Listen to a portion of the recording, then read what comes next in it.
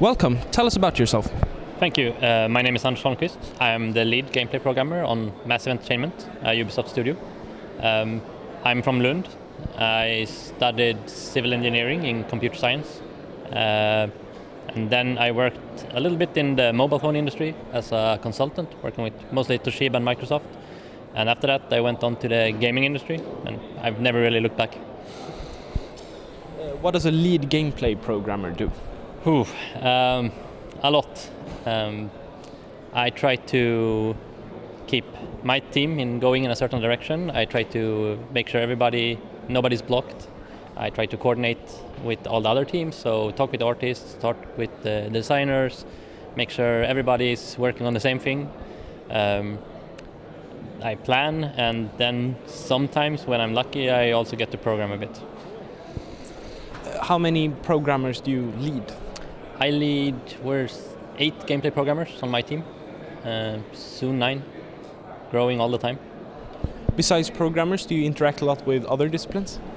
Design is the biggest. We try to work very tightly with design, so when we have a feature, we take a designer and a coder, and they work together, iterate, sit together, and try to get the best they can out of it.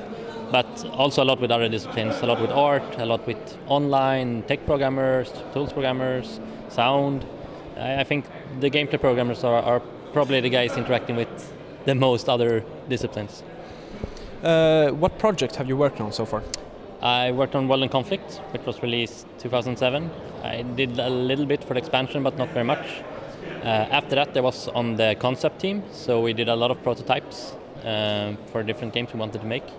And right now I'm working on an unannounced, quite big project. Games is said to be a very rapidly changing industry. How does that affect you, and what do you do to keep up? To be honest, I'm quite bad at keeping up. I don't read like Gamasutra and those as much as I should, perhaps. Luckily, I have a lot of colleagues that read both developer sites, read things like the game dev Reddits, things like that, and then they usually tell me, "Oh, Anders, you should look at this, or you should read this." Also, I try to look at some of the GDC talks and things like that, Nordic Game. We also have an internal one within Ubisoft that's called UDC, which is very similar to GDC, but only Ubisoft studios. And that's also very good, because you can talk to people from other studios.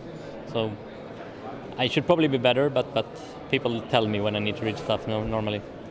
What inspired you to get into game development? I was very, very young. I think I was 5 years old, and my father brought home an IBM PC, and it had wonderful CGA graphic with 4 colors, and I started playing King's Quest. So one of the first things I actually learned to type was open door, and that was basically the only thing I could type.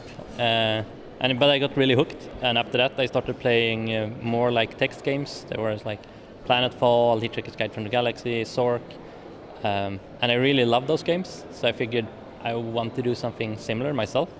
So I started doing like simple text adventures in BASIC, and that's how I started doing games. And I realized I want to do this for life. It's so fun. How did you get your first job in the games industry? I had a friend who I had worked with before, who got a job at Massive as an online programmer, and he said, it's really great here, you should come. And I figured like, that's never gonna work. Everybody who applies is like John Carmack, and I don't know anything in comparison. So I figured I don't have a chance, but I applied anyway, and I got interviewed, and they apparently liked me. Big mistake. But I got hired, and that's the way it is. Now that you work with games, is it like you expected? Yeah, it actually is.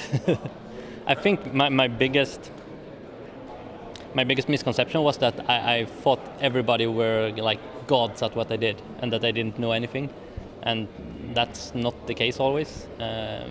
Like everywhere else, there's very good people and there's less good people. In general, I would say the quality is very high in the gaming industry, but not everybody are John Carmack. What would you say is the best part about your job? I think it's the people. Both working with incredible people, but also you're doing something that people care a lot about and that they enjoy. Like when you make a game, people write on forums, they write reviews, they really care, they argue about it. Sometimes they say you're really stupid because you did something, but in general, just seeing somebody care that much about something you did is a wonderful feeling. And doing it with other people that are incredible people and very good at what they do is very nice. Do you have any advice for people who want to work with games? I think it's going to be very classic advice, which is to be very passionate about what you do, be very clear about what you're passionate about. Like, don't try to fit into what you think they want. Be passionate about things that you care about, and also be able to show work you've done, because that's by far the easiest way to get into the industry. If you can show you do good things and you get things done, then you're basically in. Thank you. No problem.